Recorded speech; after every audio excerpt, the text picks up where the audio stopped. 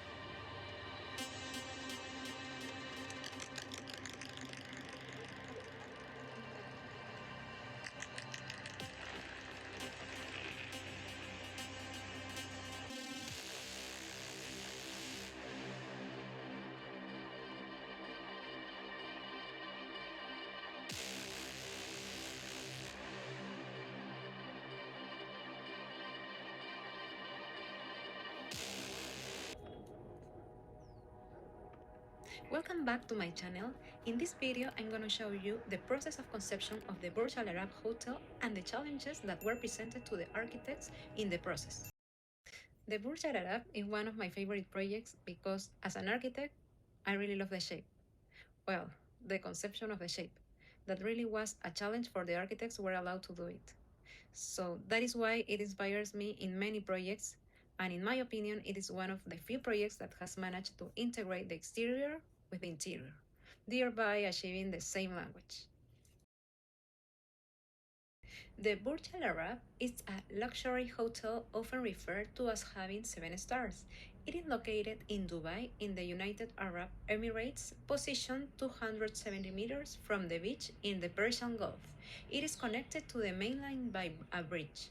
This building, standing at 321 meters tall, is a marvel of modern architecture and engineering. First of all, let me solve some doubt about it. Why was this project created? What was the need that led to the construction of this hotel? To answer that, let's delve a bit into the history of Dubai and the United Arab Emirates in general. This country was oil. However, the rulers and visionaries realized that the oil would eventually run out. They made projections and determined that they needed another way to continue developing and even further propel the country. That's when they decided to focus on tourism. But Dubai isn't a place with all the natural wonders that other countries like Brazil or Mexico possesses, such as beaches, forests, and mountains. Dubai is a desert, so they decided they would build their own attractions. This led to significant architectural development in the area, which is why they decided to create a hotel that would itself be a tourist attraction for luxury tourism. The intention was to create the most incredible hotel in the world, the most luxurious hotel in the world. And here it comes the secret. The secret of being successful in the world of architecture is having connections. The architects in charge had connection with the sheikh, which gave him the opportunity to present his proposal to this influential figure. But obviously, connections alone weren't enough. He had to be able to offer something, and he already had the basic requirements. The hotel needed to be luxurious, a tourist attraction, and in a sense, a hotel that had never been built before and that could never be replicated. So, the architect in charge of the project from Atkins Group began to formulate the proposal and create the architectural concept. For this, he needed a generating idea. He realized that what the sheikh wanted was an icon. He analyzed various architectural icons around the world and decided that one of the primary characteristics should be a form that could be represented very simply, with a few strokes, and would be instantly recognizable.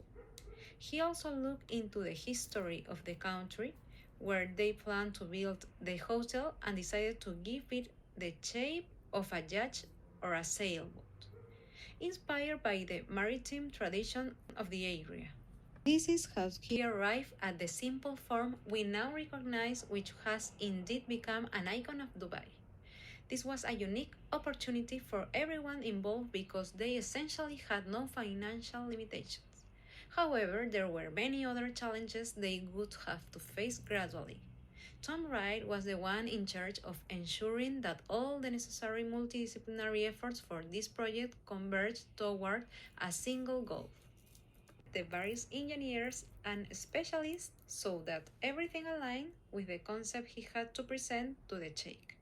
This is why he decided not to place the hotel on the beach but within the sea 200 meters offshore, to make it seem as though this sailboat was floating in the water.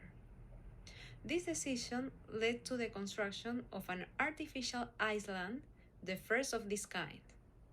They used reinforced concrete, piles, or columns to create this island, driving them into the seabed. Then, using the same sand, they shaped the island, adding local rocks for further stability. However, they soon realized that these rocks wouldn't be enough to provide the necessary solidity for the artificial island. So they conducted different studies and decided to cover the island with the reinforced concrete. They designed specific pieces with calculated forms to reduce the impact of waves on the island, preventing them from displacing the stones or affecting the island structure. This led to the creation of a breakwater barrier along the entire surface of the island using these pieces. Additionally, they reinforced the island with concrete walls around its perimeter and base to prevent any water that might seep under the structure from causing problems. This solved the first challenge, creating this island and ensuring that it wasn't too elevated but rather as close to sea level as possible. Later, with this knowledge, other artificial islands were built in Dubai, such as Palm Jumeirah and the World Island. Another crucial aspect was the foundation of the hotel itself. Being a tower 321 meters tall, it required a very stable foundation. But they found that the soil in the area was mostly sand, without solid rock or stable ground. This led them to use a type of foundation while like very long columns were buried deep to provide stability to the construction. However, due to the sandy soil, they needed a specific type of sand to make this work. They had to dig extensively with these piles reaching lengths of up to 10 kilometers, 35 times the height of the tower itself. This ensured the tower stability. The interior walls were also made of concrete. However, the architects and engineers soon realized that concrete wouldn't be enough due to the specific conditions of the area and the tower's height. They would face another challenge: strong winds. They conducted wind studies using a scale model in a wind tunnel, simulating the strongest winds that might occur over the years. This allowed them to design the positioning of the tower, the materials to use, where to place reinforcements, and so on.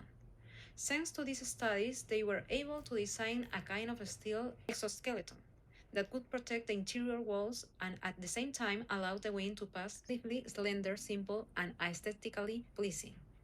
Once the final form was decided and all these pieces were manufactured in a workshop, they had to involve the local police and traffic authorities to help. To the wind was that it caused the structure to vibrate, which could have practically torn it apart. They found a solution to work indoors.